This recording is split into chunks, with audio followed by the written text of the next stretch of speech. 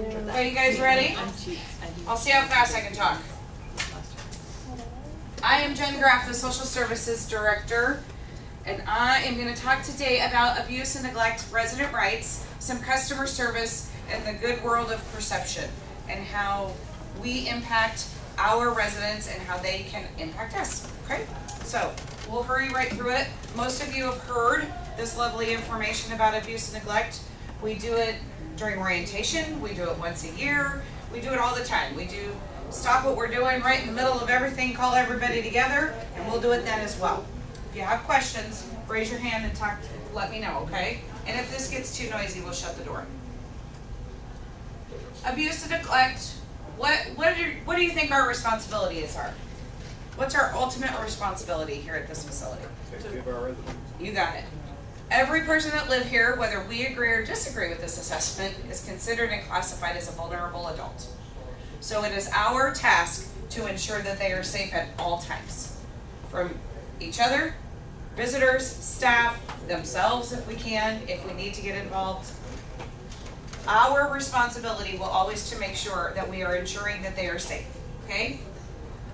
The Elder Justice Act was created for specific healthcare areas and entities to ensure that all people that work and reside have the opportunity to report a crime. Abuse is classified as a crime, no matter whether we agree or disagree. It is a crime.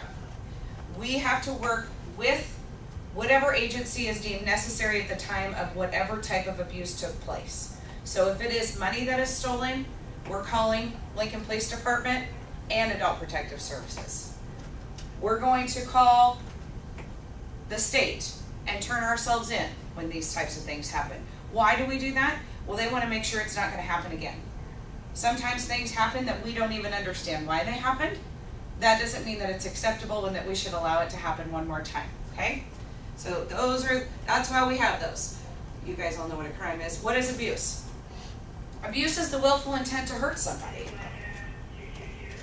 I want to hurt you. I don't like you. You're irritating me. You're bugging me. I'm going to tell you about it. I'm going to show you via an action, or I'm going to say a word. And I'm going to do it purposefully because I want some kind of harm to come to you. That's willful. Okay? This is confining people. This is punishing people. They're yelling, they're screaming, and Tim says, I'm putting you in your room. I'm tired of listening to you. That seems somewhat, I don't know how many of you have kids, but that seems somewhat like timeout. Well, we don't do timeout. We don't punish people. They're not children, they're adults. So it is a form of abuse when we do that. We can't threaten. We can't say, I'm going to take this away from you if you don't stop doing something. And here's all the different types of abuse. You guys are all very familiar with these because you've been told 1,000 times. We have physical abuse, pretty self-explanatory. Verbal abuse is the belittling, the name-calling, the swearing, the disparaging remarks. I don't like you. I hate that shirt. You look ugly today. What the heck did you do to your hair? You cut it all off. You look like a boy. I don't know. Whatever horrible things we choose to say. Even if we're trying to sound funny. Maybe you're trying to be sarcastic and be playful. Other people don't interpret it that way. So please be mindful of how we say things. Mental abuse is the new biggie. So the federal government tacked on a few extra regulations, bless their heart, for all of us.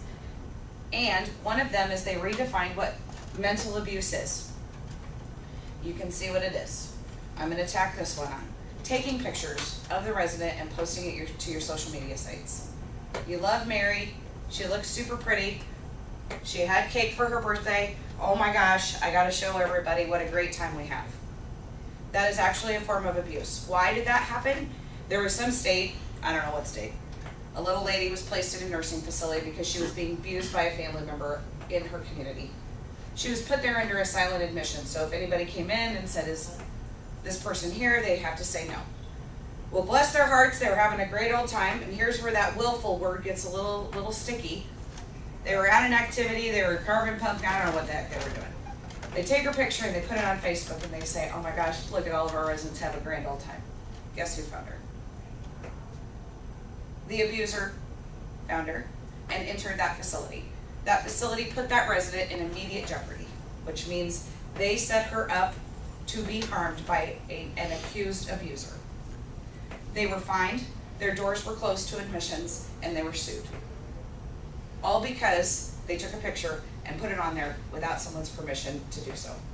So please do not use your social media sites for pictures. You can say that Lancaster is the best place in the whole entire world to work. We love that. The rest of it, we leave at home. We don't take selfies. We don't talk about residents dying. We don't talk about them at all. Even if I have to text Blair and ask her a question about a specific resident, I have to say, the gentleman on station 1, here's the initials. I don't get to put their whole name. That is also a privacy and a HIPAA violation, okay? The rest of them I think you're all very aware of. The one I want to really hone in on is neglect. Because neglect is very hard to define. And everybody, it's kind of a broad spectrum. Here's where we get sticky. Here's where we see it the most. We don't follow people's plans of care. Every resident that lives here has a care plan. How many of you know that? All of you know that these people have a care plan. And it takes an entire team of people to develop a care plan. What is it? It tells a story about that resident. And in part of that story, it says, this is how we're going to care for this person. They're a 2 assist. They're a Hoyer. They need this much care.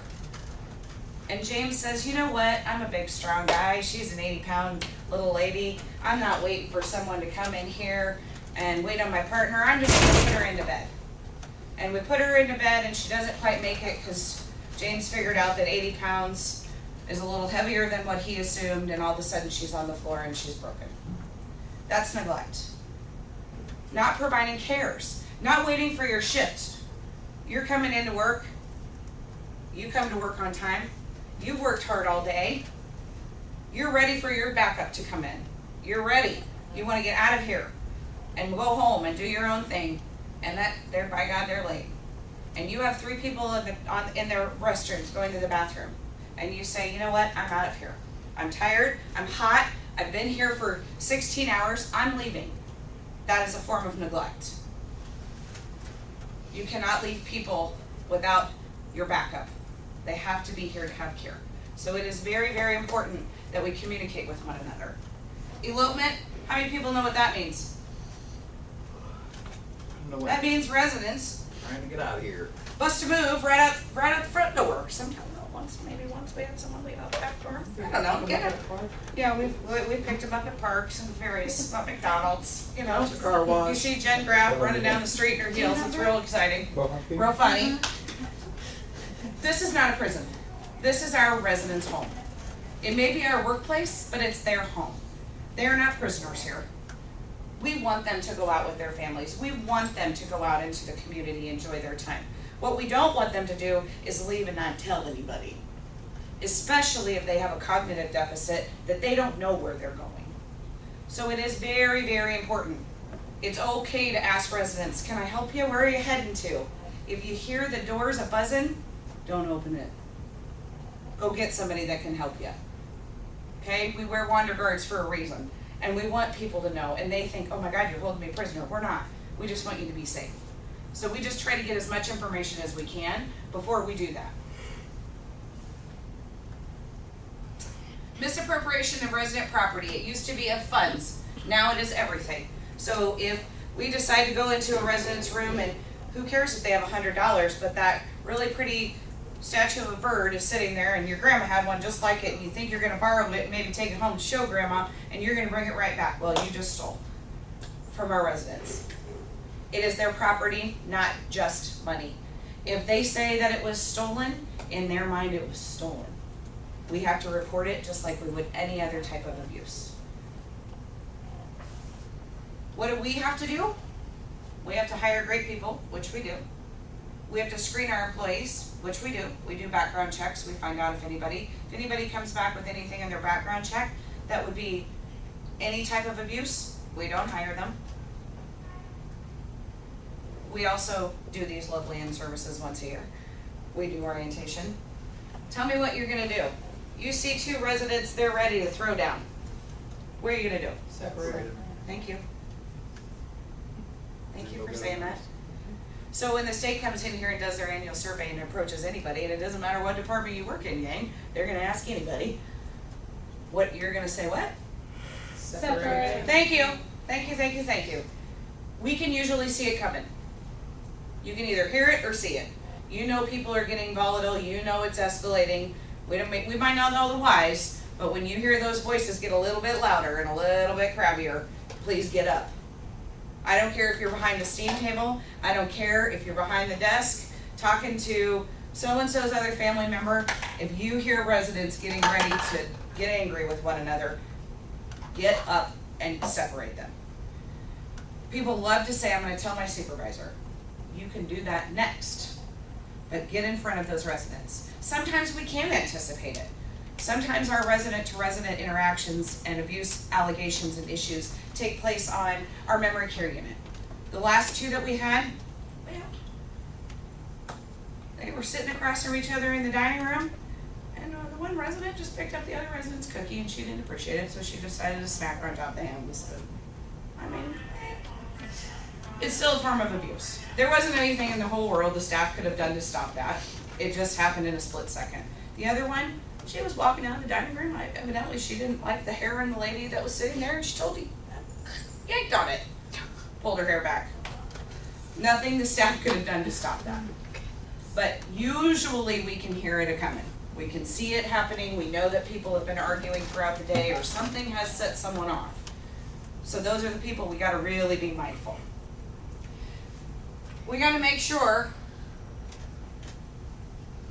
that we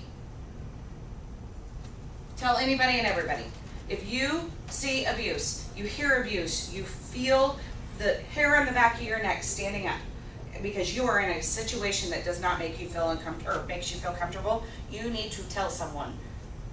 Tell someone right away. Our job is to investigate. It's your job to tell us about it.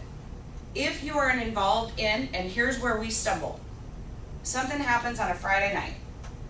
It's busy, we don't have phones right now, so we're trying to muddle through that. Everybody's running, everybody's doing something. Oh my gosh, these two people said this to each other, one smacked the other one on the arm. I separated them, I told my charge nurse, and away I went. And then nobody tells us. And then the charge nurse, bless their heart, goes in and documents it and says this happened. And 5 days go by, and I still don't know about it. Till we start looking in the chart, reviewing for whatever purpose, and then I find out about it. We actually have to report ourselves within 2 hours to the appropriate agency when abuse occurs. So you have to tell us, and you have to give us the facts. Who, what, where, when, why, what were you doing, who else was around, what happened, what did you say, where did we take them, what did we do to prevent it from happening again? Those are the things. We ask you to fill out statements, we do that to get the information and protect you. It goes both ways. It's not okay for residents to abuse our staff any more than it is okay for a staff member to abuse a resident. Okay? So we need those facts so we can step in and do it. How many of you work with our residents on a day-to-day basis that they offer you a complaint? Come on. Everybody. How many of you go into a resident room every day? Right. How many of you work in a dining room every day? How many people complain every day? You got it. How many of you fix those problems right then and there? I didn't want a salad, I wanted a baked potato. Okay, here's your baked potato. Did you just solve a complaint? You sure as heck did. I want my pain pills. Now, Tim. Now. Last night the lady gave them to me 3 hours later. Tim brings the pain pills right now. Thank you. Oh my gosh, that's wonderful. That's a solution. He figured it out. How many times do we get complaints, do you think? Daily? Hourly? Yeah. We get them all the time. Here's what we don't do. We don't take credit. We want to take credit for the things that we do in this building. We do it so well that we get high ratings on our customer satisfaction. And when I come to our QA meetings, which is how we report off on what's happened, I can only tell that members of the QA that we only solved about 25 complaints. We have 25 complaints a day around here. Why do we like complaints? What's it gonna do for us?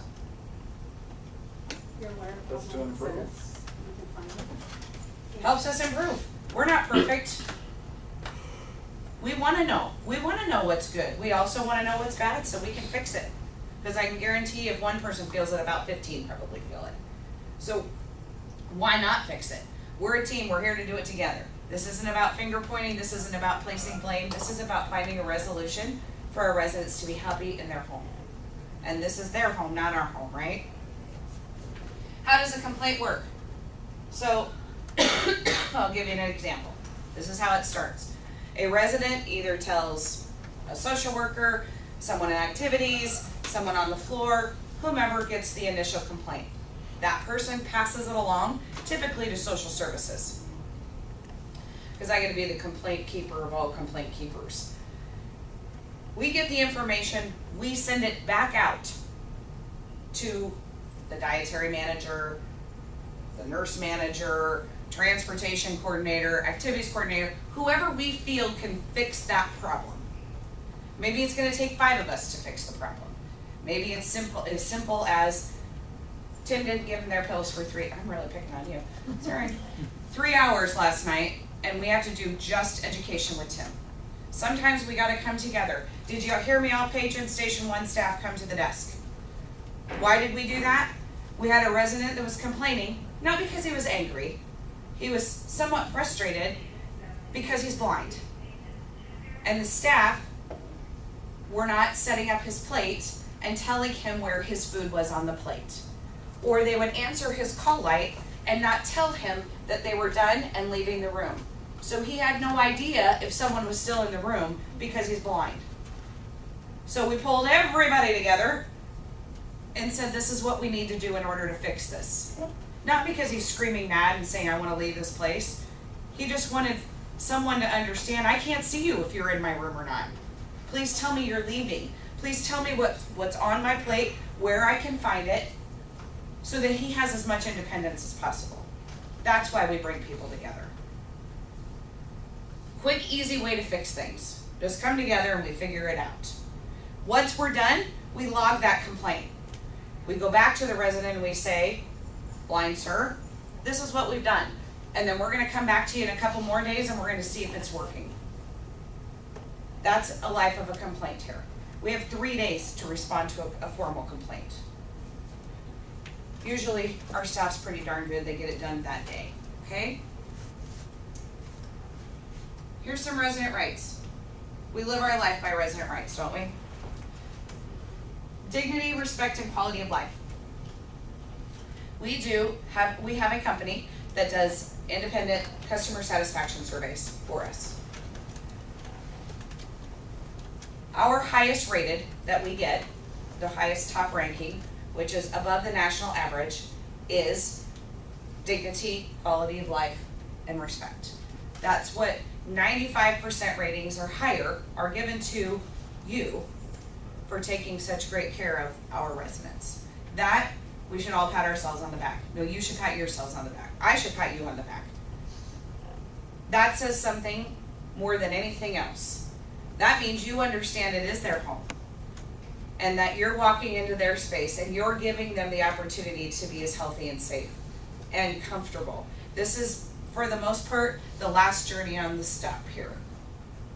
And you go above and beyond to ensure that that part of their journey is the best it can be.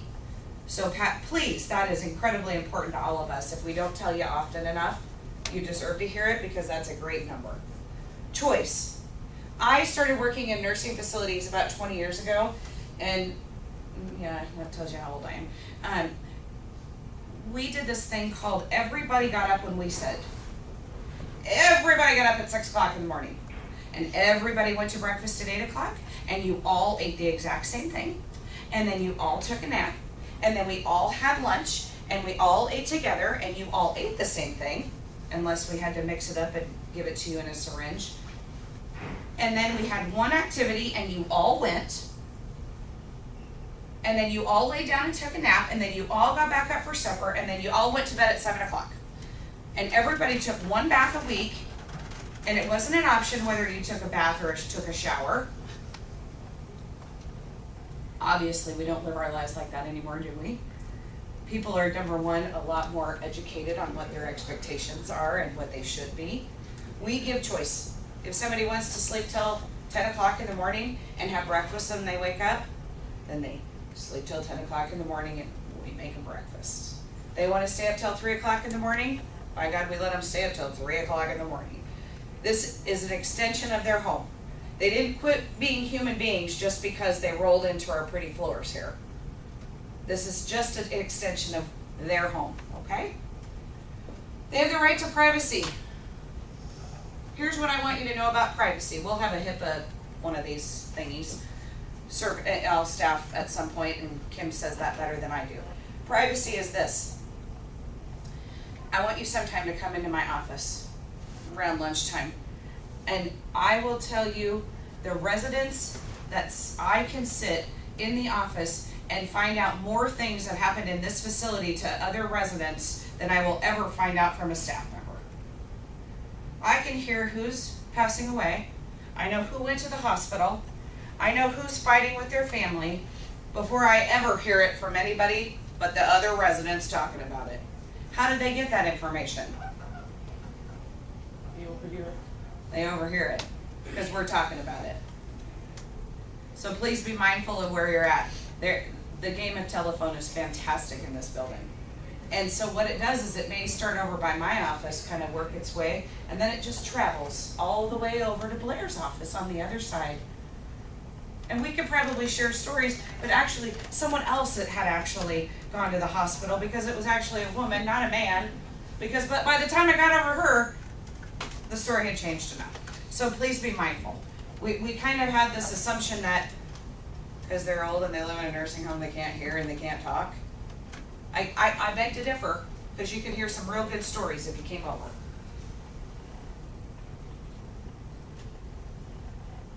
Perception, this is our last little thing I want to talk about.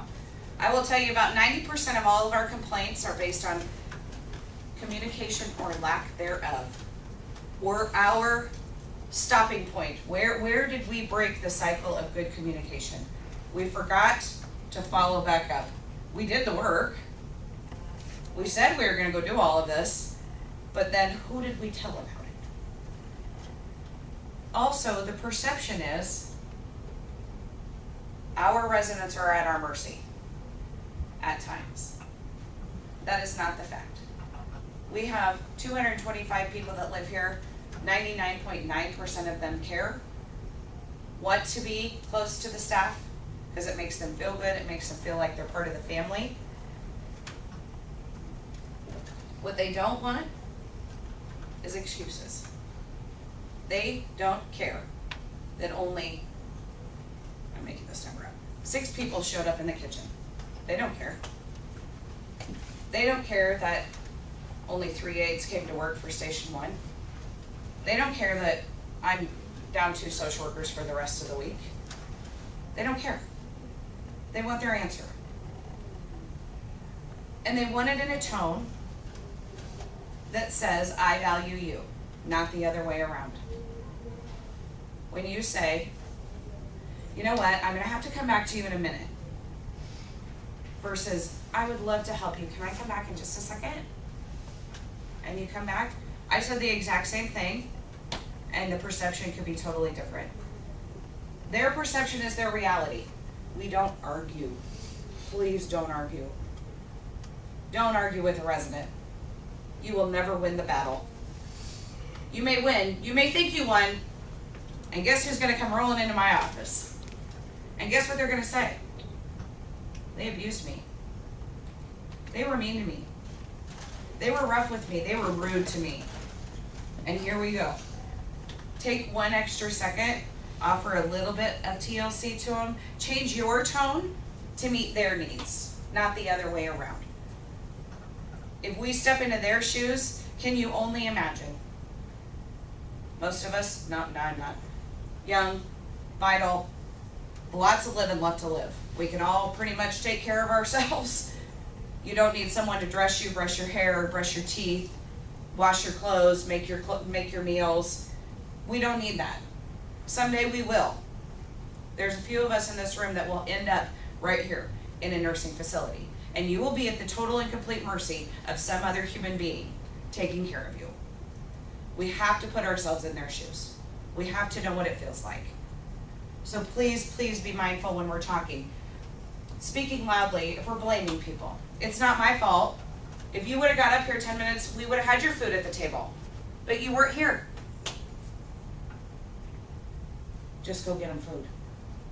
Yelling in the dining room. We all yell for some reason in the dining room.